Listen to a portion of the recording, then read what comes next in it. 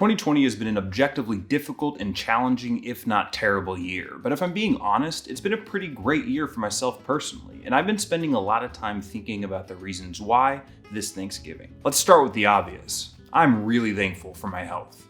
The disease might be named for last year, but 2020 really was the year of COVID-19. Like the financial crisis of 2007 and 2008 and 9/11 before it, COVID-19 will be yet another calamity that defines my generation. And as a calamity, it's really hard to compete with COVID-19.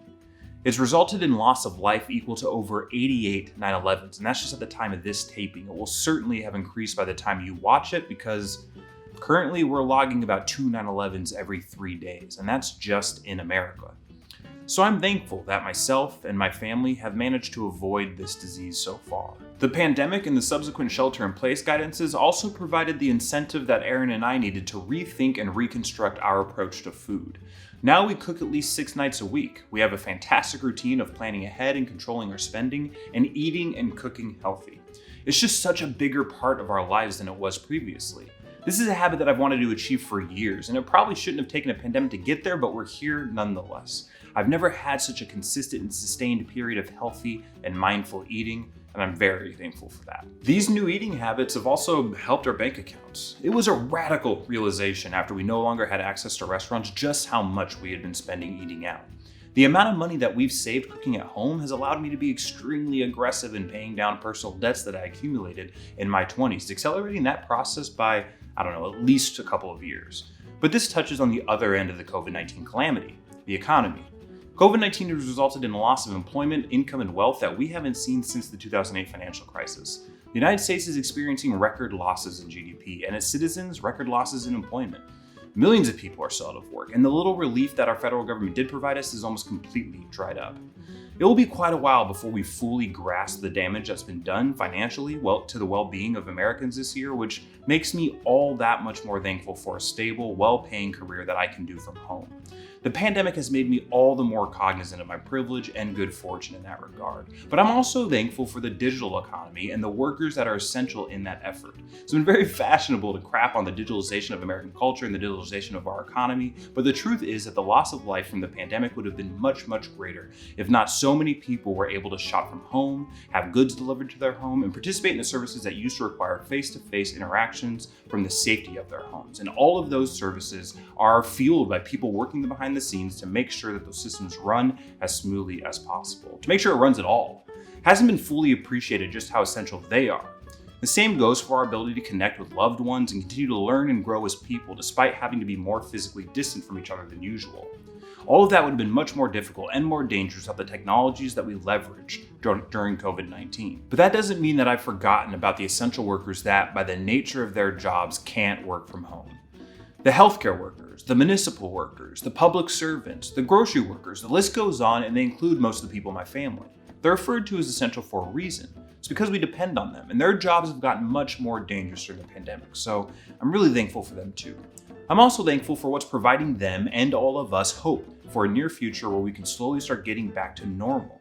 The international network of researchers that have resulted in the technological advancement of the century so far, the mRNA vaccine.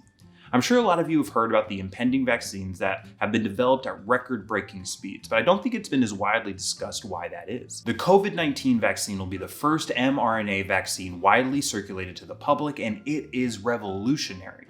Traditional vaccines stimulate an antibody response by introducing antigens in one form or another of that virus into the body. By stimulating that response, the vaccine prepares the body to fight the virus when presented with the real thing and stave off infection. mRNA vaccines, on the other hand, are synthetic reconstructions of fragments of the DNA of the virus introduced directly into human cells, which provides the exact blueprint they need to construct near-perfect antigens on their own. They can be produced much faster and better developed at scale, and they also take much less time to test. mRNA vaccines are not perfect, but they are more effective than the traditional vaccines, and as we're seeing with COVID-19, they can be invented more quickly. The implication that this will have not only on COVID-19, but also future pandemics can't be overstated. This simply would not be possible without the mind-blowing international research and academic infrastructures that humans have built. The level of cooperation and coordination required to get these vaccines at this speed is something that we should all be very, very thankful for. America also spent much of 2020 fighting a much older and more insidious epidemic. institutional racism and prejudice. The deaths of George Floyd and Breonna Taylor, among others, spurred civil unrest and protests the likes of which we haven't seen since the Civil Rights era. I didn't know that if I ever thought that I would see white Americans display solidarity with Black people and people of color at the scale that I did this summer. The civil unrest brought with it plenty of challenges, as is its nature, but through this process, anti-racism has become a part of the identity of millions of Americans for which this would not have previously been the case. I'm thankful for that, and I'm hopeful for progress. In a similar act of democracy, I'm thankful for the election. 2020 showed a continuation of the Republican Party's slide into populist illiberalism, which culminated in the 2020 election and Donald Trump's subsequent denial of that election. Despite COVID-19 and efforts by Republican lawmakers and government officials to hamstring the election, civil servants across the nation managed an election with the highest turnout in history with remarkable efficiency and expediency, and Americans resoundingly rejected Donald Trump.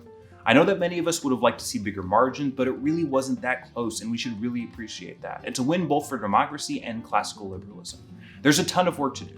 Donald Trump has lacerated our democracy from stem to stern, and those lacerations won't easily heal. We must rebuild our democracy and our republic even better than she was before, but I'm thankful that she has, and that we have, been resilient in the face of this domestic violence. And finally, I'm thankful for this channel and the people who watch it. I've wanted to create something like this for years, ever since I was a kid, but life made space for me to make a proper go of it in 2020. Back in June, the protests had just started, and I thought I had something to say about it, about being Black in America, and about being racialized in America. I mean, I usually have something to say about most things, but I thought at least in this case, I had something to say that folks might want to hear. So I said it, and I recorded it, and I released it, and I enjoyed the process, so I thought maybe I'll do that again next week. So I did, and the week after, and the week after, and the week after. But I'm certainly not done.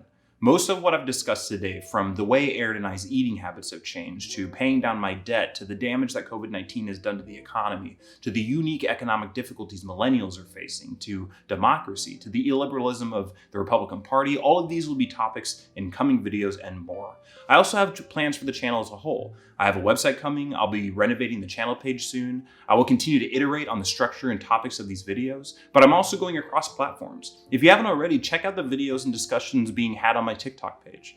I'm really surprised how much fun we're having over there, so you should get involved. I'll link it below. I'm also considering releasing a version of this channel in podcast form, so stay tuned for that. My point is that I'm loving building this channel and this community, and I'm very thankful for it.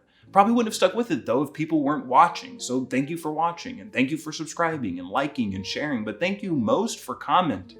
The discussion is what I love most about this. Most importantly, this channel simply would not have been possible. It wouldn't be possible without the love, support, and encouragement of my girlfriend and partner, Erin, for whom I am more thankful than words can describe. So thank you so much, baby. So keep an eye out for the new changes and the new content, and keep spreading the good word. I hope you all managed to enjoy Thanksgiving despite the challenges presented by COVID-19. Let me know in the comments what you're thankful for. Seriously, I would really love to read those. Thanks again for watching. I'm Gerard LeConte. Have a great week, and I'll see you next Sunday.